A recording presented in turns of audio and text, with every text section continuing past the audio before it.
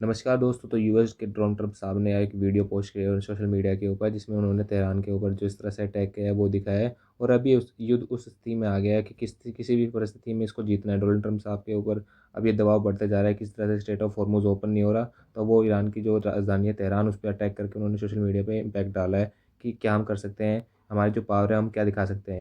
और जो एक यूएस स्ट्राइक ने एक अभी जो ईरान का प्लेन है वो भी डिस्ट्रॉय कर दिया है उसके अंदर। अब ये क्यों किया है? क्योंकि जो ये प्लेन है वो भारत आने वाला था, क्योंकि जो भारत के अंदर वहाँ की जो मेडिकल फैसिलिटीज़ हैं वो बहुत ज़्यादा ख़राब हो चुकी हैं, जिसके अंदर जो इंडिया है उसको सपोर्ट करा था। आपको पता भी होगा, अभी ईरान के थ्रू ईरान में हमने मतलब पीपल टू पीपल की सपोर्ट के लिए एक वो किया था, मेडिसिन भेजी थी ईरान के अंदर। और उसी तरह उन्होंने महान एयर करके एयरक्राफ्ट मतलब एक रेडी कर रखा था, जिस तरह से वो इंडिया आएगा मेडिसिन लेगा और ह्यूमैनिटेरियन असिस्टेंट मतलब कि लेके वापस ईरान जाएगा। लेकिन जो यूएस ने उसको स्ट्राइक करके उसको तबाह कर दिया।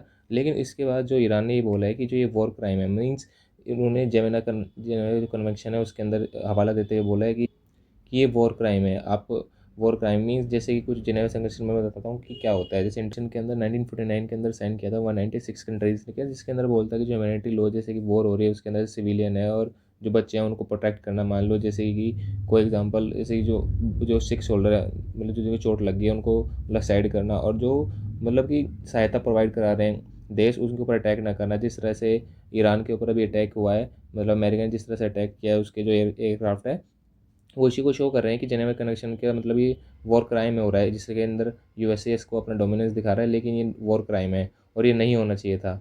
लेकिन ट्रम्प कहाँ सुनने वाले किसी की। उन्होंने और एक और थ्रेट दे दिया कि अगर ये बात नहीं मानेंगे हमारी तो हमारी जो कंप्लीट मतलब ईरान की जो एनर्जी वो है सोर्सेज उसको हम ख़त्म कर देंगे।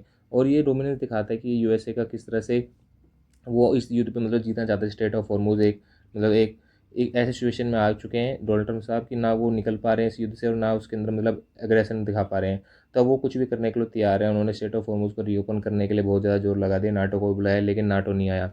तो इसलिए अब वो ट्रूप्स भेज रहे हैं इसके अंदर ईरान के अंदर। तो ईरान ने उसका जो तेहरान टाइम्स है ईरान की जो मतलब जैसे हमारे यहाँ द हिंदू और द इंडियन एक्सप्रेस हमारे न्यूज़पेपर होते हैं, उस तरह तेहरान टाइम्स वहाँ का न्यूज़पेपर है। उन्होंने बोला वेलकम किया है यूएस ट्रूप्स मतलब भेज रहा है यूएसए कि आप यहाँ तो आ रहे हो लेकिन यहाँ कॉफिन के अंदर जाओगे।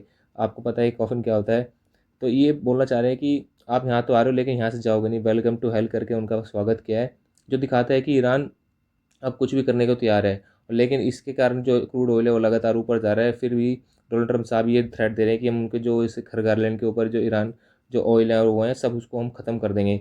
लेकिन ये आप ये नहीं देख रहे कि जिस इस तरह से वर्ल्ड ऑर्डर में क्राइसिस आ रखे हैं, और इस युद्ध को रोकने की जगह उसको और आगे बढ़ाया जा रहा है। लगभग एक महीना हो गया है और ईरान मतलब इंडिया के जो लोग हैं वो भी मर रहे हैं। अभी आपको पता है कुवैत के ऊपर हमला कर दिया था ईरान ने, जिसके कारण इंडिया की जो मतलब वहाँ पे रहने वाले काम कर रहे थे लोग उनकी भी डेथ हो गई।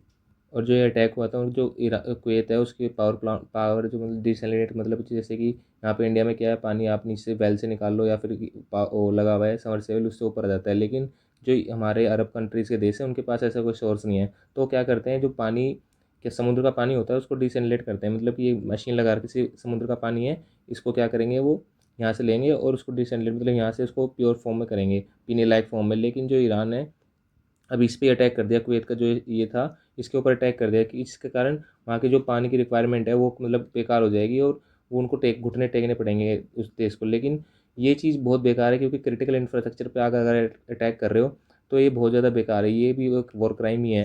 लेकिन इसका खामियाजा कुवैत को भुगतना पड़ेगा क्योंकि जो उनके पास पावर डिसैलिनेट करने के लिए मतलब 40% लगभग यहीं से वो डिसैलिनेट करते हैं इसी पावर प्लांट से। और उसने अभी इसी पे हमला कर दिया ईरान ने।